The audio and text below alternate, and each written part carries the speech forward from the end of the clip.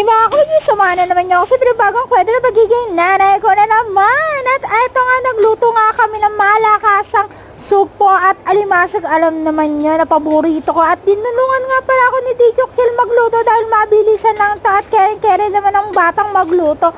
Bali, halabos mo lang to at lalagay ng konting pangpasarap at nilagyan ko niya ng soft drink para lumasa ng lumasa. At bumili rin pala ako ng lettuce mga kamamang wagi para mag-level ang ating budget meal. At eto na mga kamamang wagi, mahaba-haba pa pala yung hair ko dito pero ito tiyan ko humahaba na rin. At hi mga kapatid, samahan na naman niyo ako sa pinapagong kwento na magiging nanay ko na naman. At eto nga, nakakaluwag-luwag tayo. Nakakaluwag-luwag tayo.